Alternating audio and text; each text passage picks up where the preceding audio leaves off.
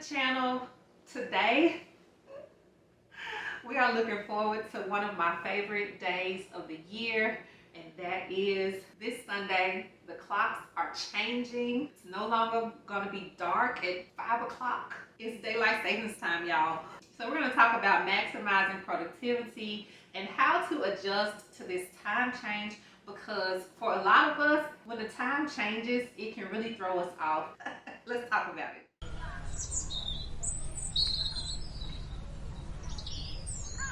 In trying to get an understanding of daylight savings time and what it is, I looked up a few things, and it looks like it started in like 1917 or 1918. Originally, I think it started in Germany as part of a way to conserve energy during World War I. I mean, I don't know how, I didn't go deep into it, so I don't really know how that conserves energy, but then the US tried to adopt it and they repealed it like a year later. And then in 1970, they tried to make daylight savings time permanent again to try to conserve energy, thinking that more sunlight in the evening would cause people to use less energy. With the way that we live now, I don't know how it conserves energy. I don't know what the purpose of it is today. I don't really understand it, and I really wish they would get rid of it, because it really does wreak havoc on my mental wellness when the sun is going down at 5 o'clock. I mean, the nights are so long, I'm sleepy by 7 o'clock, and I want to be outside, and I can't be outside because I'm driving home from work in the dark. So anyway, if you feel like I do, leave a comment and let me know. But I struggle. So when daylight savings time comes up in the spring, and we're going to spring forward, and the sun is no longer going down at 7 o'clock, that's the best time for me. That's happening this Sunday. So I'm looking forward to that, and I'm excited. But when the time changes, it does something to us. It can really impact our energy level and our sleep patterns, because now the clocks have changed, but our body needs time to catch up. So we're going to talk about how to make sure that you're staying productive and how to get through this little transition period in the most effective way. So here are some tips for adjusting to the time change. One of the things that you can do is try to make the adjustment as gradual as possible. So we all know that on Sunday morning around 2-something a.m. is when the time actually changes. But for you, we all have something called a circadian rhythm inside of us. So that's kind of like the body's clock. All of our bodies have an internal clock, and they want to do the same thing at the same time. So when the clocks change, it doesn't necessarily change our body and the clock inside of us. So being able to start a few days before the time change and just gradually kind of change your sleep schedule over a few days or maybe over a week's time to go ahead and start to push it forward an hour. Then when the time changes, it's not as drastic of a problem. So if you want to start a few days before and kind of push it forward a little bit, 15 minutes, another 15, another 15, then when the time changes, your body will be more used to the change, and it won't be as much of a shock to the system. Also, having a morning routine can also help to reset the clock on your internal clock. When you get up in the morning, obviously in the beginning, the time is moving forward. So that means it's gonna be darker, longer in the morning time. But getting up and having some kind of routine can help your body adjust to the difference of getting up in the dark versus in the light. Having some kind of routine, getting up in the morning, doing some yoga or stretching or putting on your favorite music, just any kind of morning routine will help give your body the signal that, oh, it's time to get up now, even though it's actually a different time than what you normally would have before the clocks switched up on you. Also, exposing yourself to natural light early in the day can help boost your alertness and your mood. So when the sun does come up, take about 5 minutes to go stand out in the daylight. So how do you maximize productivity with the extra daylight that we're gonna have? So the clocks are moving forward, so we're gonna have an extra hour in the evening, and so that's going to give extra time after work for those of us that work during the day, like work a regular 9-to-5 job. It's going to give us extra time in the evening of daylight before the sun goes down. So that's a great time to do activities that are outside and having to do with the daylight.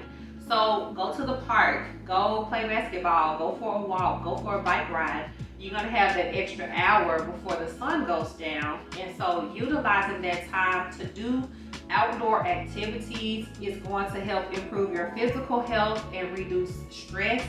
And mentally, it's gonna make you feel good. Also pursue hobbies and just do personal projects and things like that. I love this time of year. If any of y'all know, I do woodworking and DIY, and having this extra hour after work will allow me more time to be out doing all those things as well before the sun goes down. And so having that extra time will allow me to pursue that more, and so you find you something to do.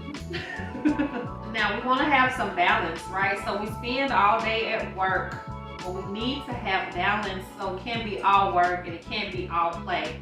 So we have the time for work, and so this extra hour in the evening will really allow us to kind of open up that after work time to create that balance. So it encourages us to be up and moving when the sun is up. In our natural clock, that's kind of what our body wants to do. It wants to be up when the sun is up, and it wants to go to sleep when the sun goes to sleep. And so in the wintertime, that's like 5 o'clock.